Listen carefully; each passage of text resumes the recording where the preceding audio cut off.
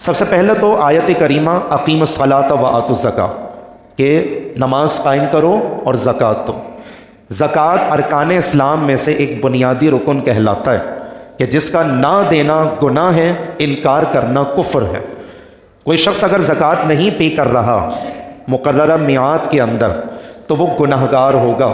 لیکن اگر کسی نے سرے سے زکوٰۃ کی فرضیت کا انکار کر دیا تو ایسا شخص دائرہ اسلام سے خارج ہو جائے۔ ارکان اسلام میں سے کسی بھی رکن کا انکار کرنا کفر ہے، انسان مرتد ہو جاتا ہے۔ جیسا کہ جب جناب صدیق اکبر رضی اللہ تعالیٰ عنہ کا مبارک زمانہ آیا تو حضور صلی اللہ علیہ وسلم کے ظاہری پردہ فرمانے کے بعد کئی لوگ اسلام سے مرتد ہو گئے۔ یہ مرتد جو ہے نا وہ ایک ٹرم ہے، اس کا مطلب یہ ہے کہ جو اسلام لانے کے بعد دوبارہ سے کافر ہو جائے تو اسلامک ٹرم کے اندر اسے مرتد ہونا کہا جاتا ہے۔ اور اسلامی قانون، اسلامی کانسٹیٹیوشن کے اندر مرتد کی سزا موت ہے، مگر یہ قانون نافذ کرنے والے ادارے فیصلہ کریں گے۔ عام عوام کو قانون ہاتھ میں لینے کی بالکل بھی اجازت نہیں ہے، یہ پوائنٹ ذہن میں رکھیے گا۔ تو جب حضور علیہ الصلاۃ والسلام کا وصال ظاہری ہوا، پردہ فرمایا، تو کئی لوگ زکوٰۃ دینے سے انکاری بن گئے۔ خلافت صدیق اکبر کے زمانے میں وہ سارے لوگ آئے اور کہنے لگے کہ حضرت نماز بھی ہم پڑھ لیں گے، حج بھی کر لیں گے، اسلام کی ساری ایکٹیویٹیز میں ہم انوالو رہیں گے، بٹ زکوٰۃ ہم سے پے کرنے کے لیے نہیں بولیے گا۔ جناب صدیق اکبر رضی اللہ تعالیٰ عنہ نے ارشاد فرمایا کہ اگر کوئی شخص حضور کے زمانے میں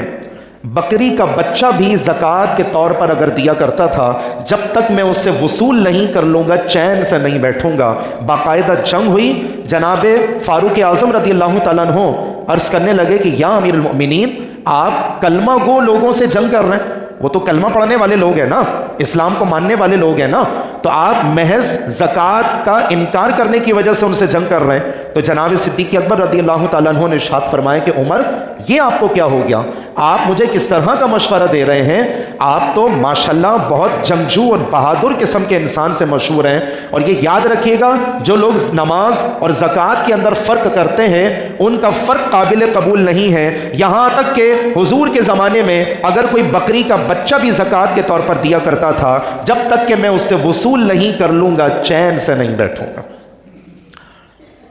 آپ سمجھ بوجھ کا اندازہ لگائیں جناب صدیق اکبر کی، اگر تھوڑا سا ان کو فیور دے دیا جاتا کہ ٹھیک ہے نہیں دو، چلو ایک معقولی وجہ ہوتی ہے نا کہ بھائی اس سال کرائسس ہیں تو کرائسس کی وجہ سے مجھ پر زکوٰۃ دینا فرض ہی نہیں بنتا، تو اگر یہ والا ریزن ہوتا تو شاید ان کا یہ والا عذر ایکسیپٹ کر لیا جاتا،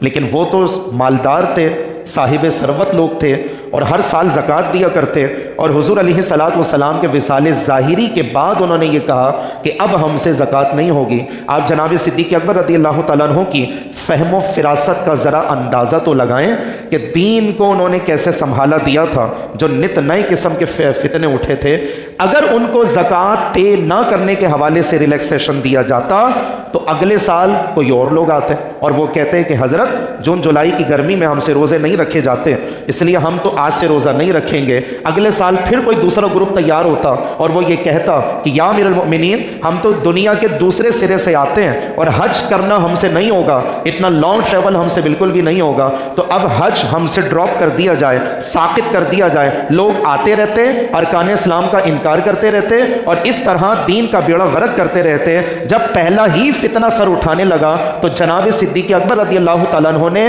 پہلے فتنے کا ہی سر کچل کے رکھ دیا تاکہ باقی فتنے مارز وجود میں آنے کی کوشش بھی نہ کریں۔